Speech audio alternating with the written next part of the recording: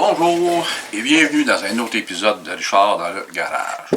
Aujourd'hui, ça va être un petit déballage, un petit souffleur d'atelier que justement mon ami Michel, l'atelier de Michel a déjà déballé. J'avais trouvé ça bien cute, puis surtout j'ai été surpris par la grosseur et tout ce que ça peut faire. Bon, on va le déballer, pas trop dur. On va lire ce qu'il y en est. Donc, voici la bête. Pas trop grosse.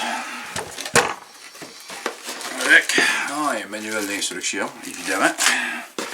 Et le bec. Avec, vous voyez ici, là, on va rendre ça comme ça. Et on tourne. Bon, ben, il est barré. C'est pas plus gros que ça. Et puis, bon, une des choses que j'aime, ça marche avec cette série de batteries-là. Une des raisons aussi qui a fait que je l'ai acheté, j'ai pas moins d'acheter un au complet, mettons une batterie, chargeur, tout le kit. J'ai des chargeurs, j'ai des batteries. Donc, en spécial, le fait que de ne pas avoir à en acheter un complet avec batterie et tout le truc, ben, ça baisse encore le coût d'acquisition. Donc, avec ces batteries-là, on enclenche.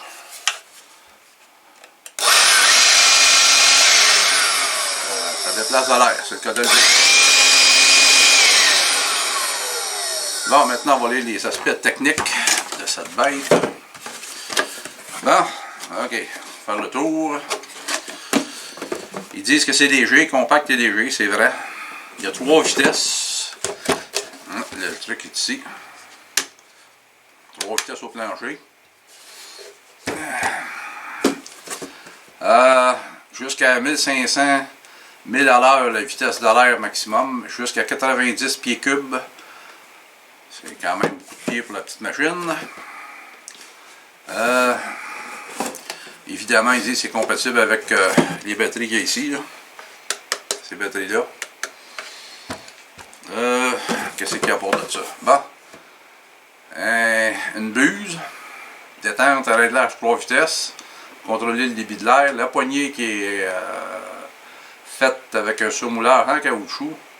Évidemment, c'est une meilleure prise. Puis, effectivement, c'est facile. Et c'est compact et léger. Ça pèse 2 livres. Et 3 onces, le tout accompagné d'une garantie limitée de 3 ans. On va essayer les vitesses.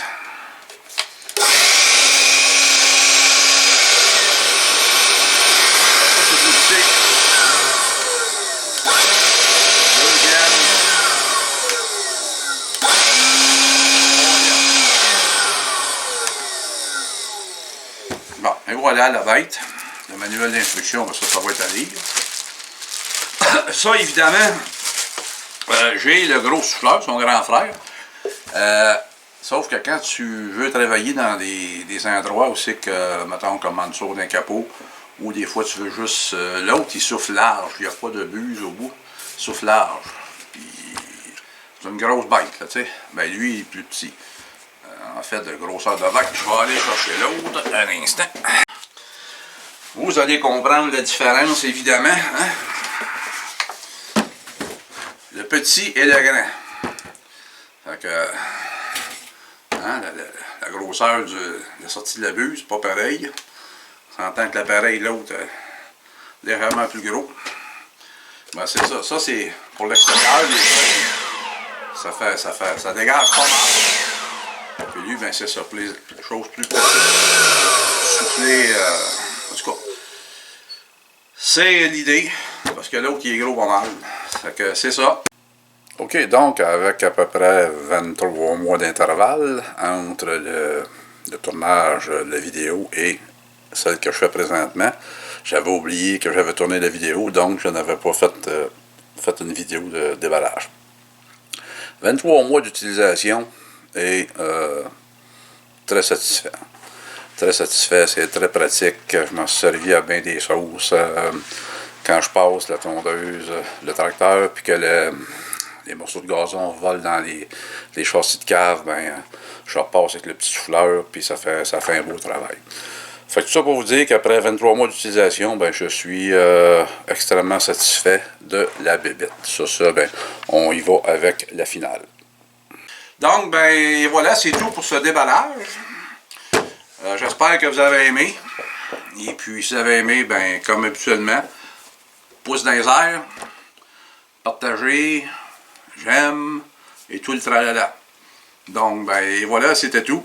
Je vous dis merci et à la prochaine. Au revoir.